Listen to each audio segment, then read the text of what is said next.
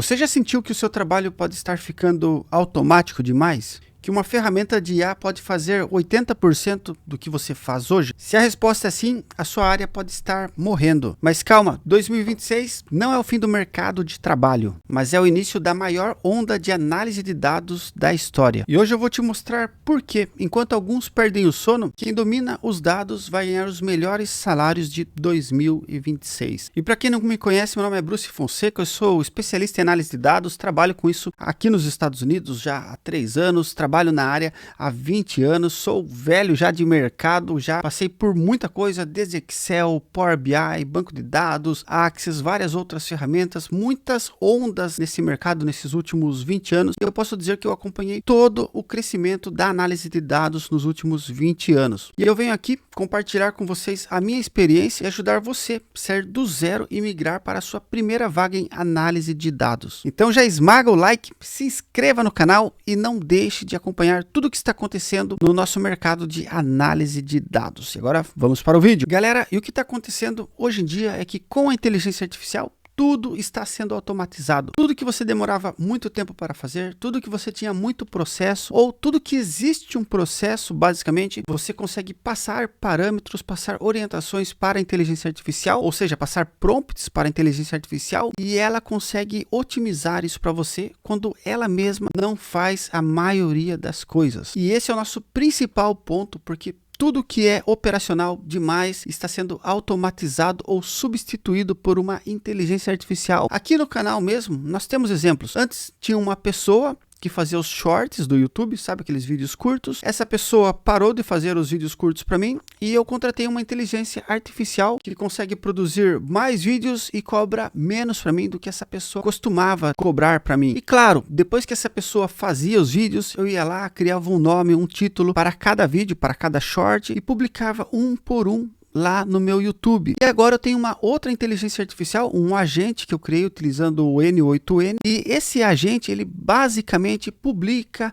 os vídeos para mim na hora que eu gostaria, com um dia de antecedência, e quando acabam os vídeos na minha pasta, ele vai enviar um e-mail para mim e fala assim: Bruce, você precisa de mais vídeos. E aí eu peço para outra inteligência artificial fazer isso. E vai chegar um momento que eu vou conseguir integrar essas duas inteligências artificiais e ela mesma já vai fazer o download, colocar na pasta do Google, e eu não vou ter mais essa interação com essas duas inteligências artificiais que eu tenho. Ou seja, 2 trabalhos que eu tinha que fazer. Um era fazer o corte e depois postar ele, que sinceramente é muito trabalhoso fazer uma postagem no YouTube, você preencher todos os critérios lá, coisa e tal. Agora tudo isso é feito automaticamente a partir de um vídeo longo que eu tenho. E temos muitos mais exemplos acontecendo no dia a dia também. Eu lembro que antes da inteligência artificial eu passava horas e horas do meu dia fazendo análise, pesquisando, consultando no Stack Overflow soluções para problemas do meu dia a dia. Então, conforme eu descobria como resolver um problema, eu guardava isso na minha caixinha de soluções, logo aparecia um outro problema, ou eu conseguia resolver, ou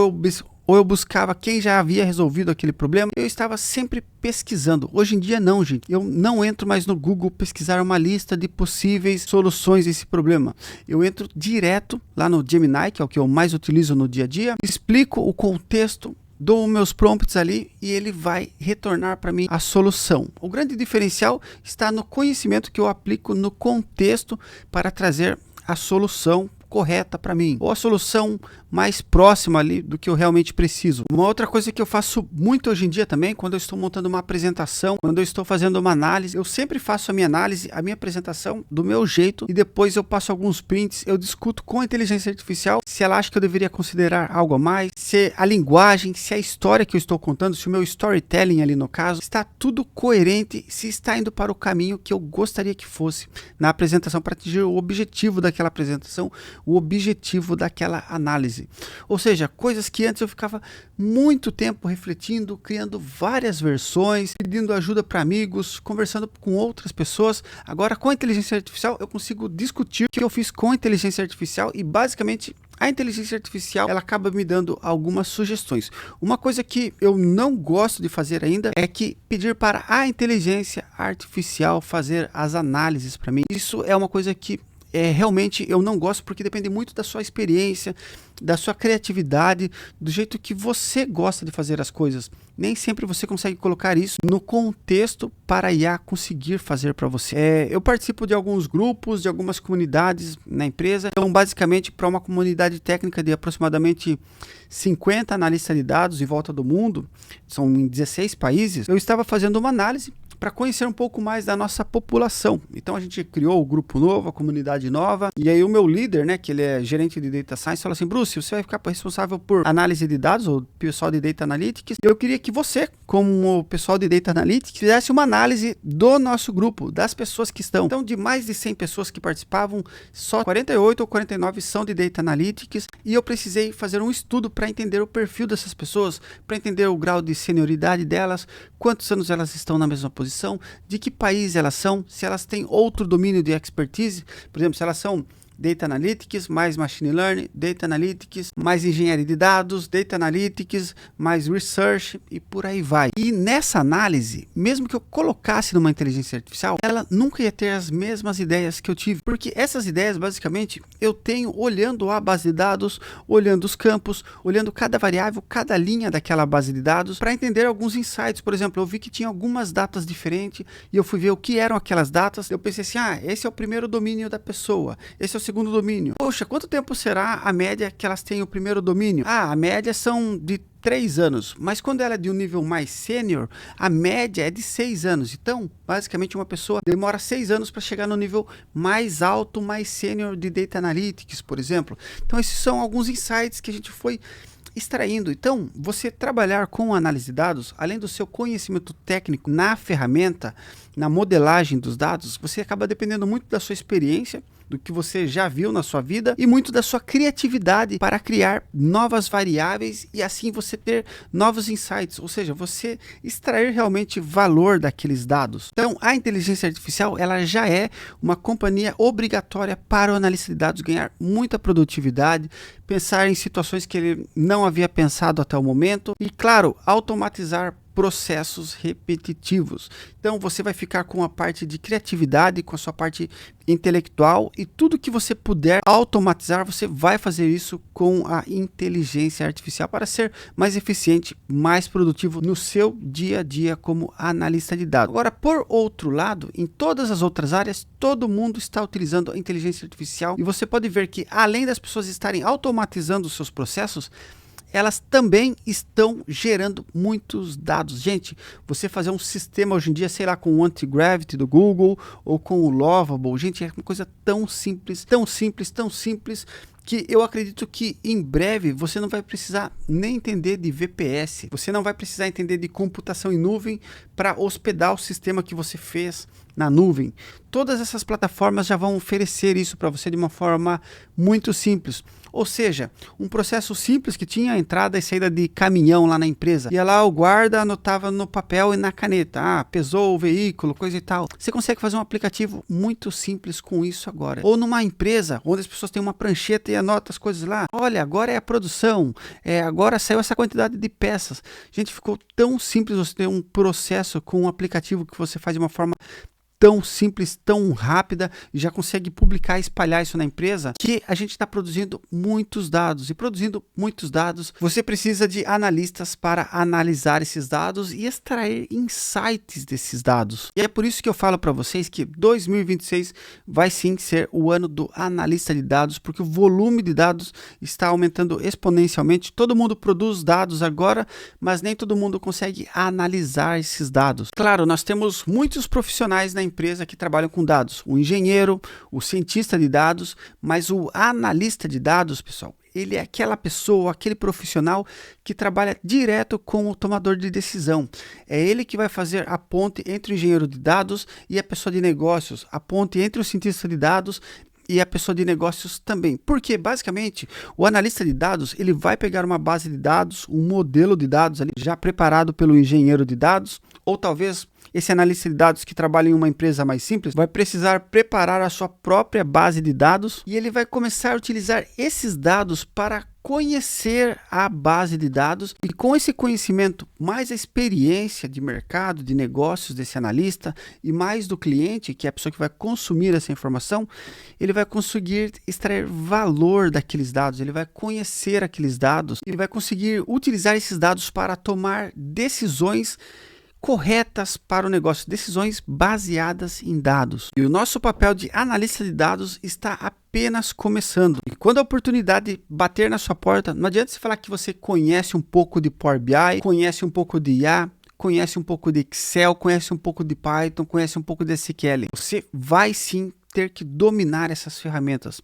Gente, eu sei que as pessoas falam, SQL é só colocar inteligência artificial. Inclusive, o ano passado, em 2025, eu fui num workshop que teve da Databricks, lá em Atlanta, na Geórgia, aqui nos Estados Unidos, e eles mostravam assim, a gente fazendo perguntas dentro da Databricks, e o Databricks respondia com informações no banco de dados e retornava aqueles resultados para a gente. Gente, eu achei isso sensacional e mais de um ano depois, até agora eu não vi aplicação real no mercado de trabalho. E eu falo isso, gente, porque se você for pensar em regras, em condições, em parâmetros, escrever em SQL e escrever em uma linguagem natural, que é como a gente fala, é basicamente a mesma coisa do que escrever a linguagem SQL. Então o que eu quero dizer para vocês é que mesmo as pessoas falando que você pode escrever todos os códigos na inteligência artificial, rodar tudo na inteligência artificial, já com uma linguagem estruturada, você vai precisar conhecer os fundamentos das ferramentas